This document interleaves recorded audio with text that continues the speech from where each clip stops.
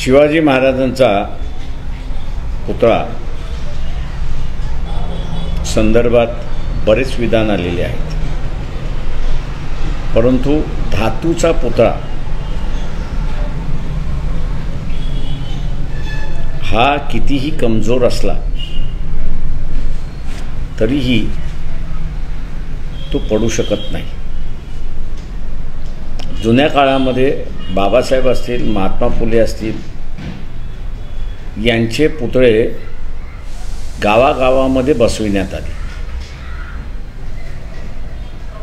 आणि तेही नुसते चबुतऱ्यात बसवण्यात आले, पण ते पुतळे कधी पडल्याची बातम्या कधी आल्याच नाहीत।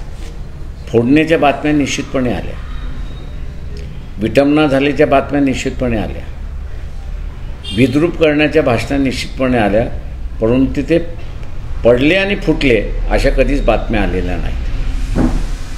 या सगळ्या अनुभवावरनं मला आता संशय येतोय की हा पुतळा पडला की पाडला। महाराष्ट्राची राजकीय परिस्थिती कधी या बाजूला कधी त्या बाजूला अशी जी होती, त्याच्यावरनं पूर्णपणे लोकांचं लक्ष विचलित करण्यासाठी ही घटना तर घडली नाही आणि म्हणून शंका येते की हा पडला की पाडला, याची चौकशी झाली पाहिजे। नेमकं याच्यामागं कोण आहे, काय तुम्ही संशय व्यक्त केलेला आहे, कोण असू शकतं, कोणाला याचा राजकीय फायदा होईल? पोलिसांनी शोधावं, पोलिसांनी शोधावं कोणाला फायदा होणार आहे तो, आणि कोणी पाडला तो पहिल्यांदा शोधावा। कारण की याच्यामध्ये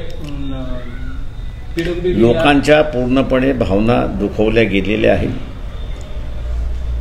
शिवाजी महाराज हे महाराष्ट्राचं असणारं एक आदराचं स्थान आहे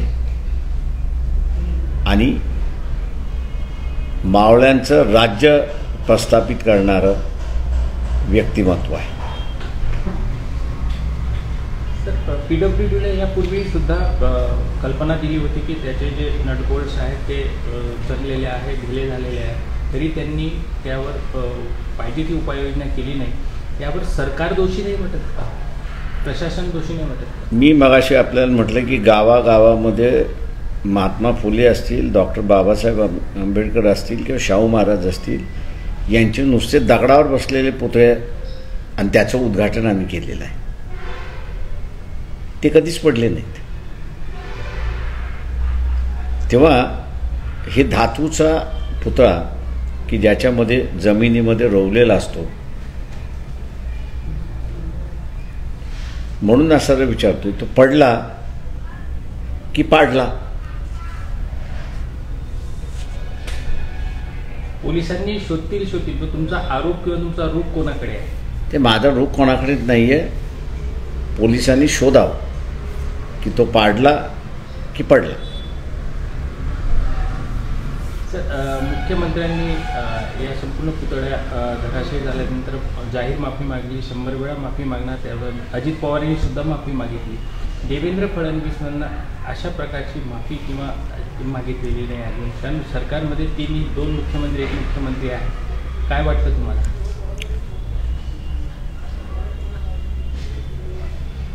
देवेंद्र फडणवीस माफी का मागत नाहीत जनतेची, याचा खुलासा तेच करू शकतात।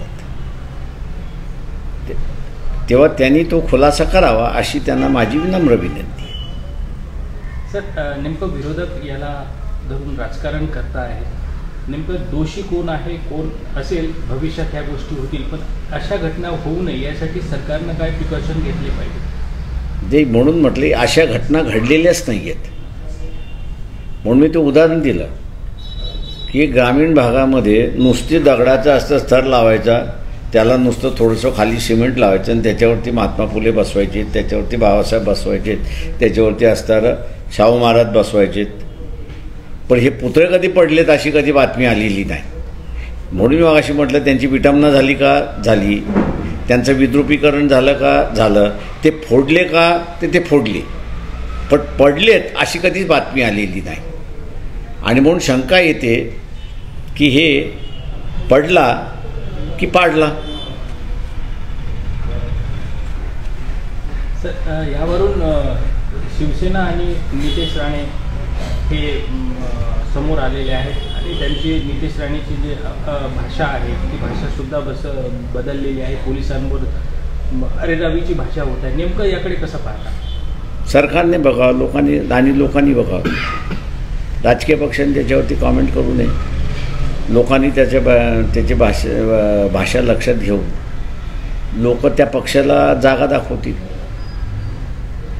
सर, एक अजून महत्त्वाचा प्रश्न राजकीय आहे की अजित पवारच्या पार्टीला पुन्हा महायुतीतूनच टार्गेट केल्या जाते अशी काही वक्तव्य मागील काही दिवसामध्ये समोर आले. आरोग्यमंत्री तानाजी सावंत यांनी जे वक्तव्य केले त्याकडे काय नेमकं आता महायुतीमध्ये काय गडबड चालू आहे? मला माहीत नाही, मला अजिबात माहीत नाही. त्याच्यामुळे ते राहतील की न राहतील हा त्यांचा निर्णय आहे. तो अजित पवारांनी घेतला की मग पुढचं राजकारण चालू होतं. राज्यात तिसरी आघाडी स्थापन होत आहे, तुमचं कोणाशी पूर्ण झालं आहे का? ते रे आम्ही जे आहोत ते एक जिल्ह्यामध्ये ओबीसीच्या संघटनांबरोबर बैठका आमच्या झाल्या आणि आम्ही जिल्ह्याला इलेक्शन समित्या ह्या स्थापन केलेल्या आहेत, आघाड्या ह्या स्थापन केलेल्या आहेत. अशाच नवनवीन राजकीय घडामोडी जाणून घेण्याकरता आपल्या चॅनलला सबस्क्राईब करा आणि फेसबुकला फॉलो करायला विसरू नका.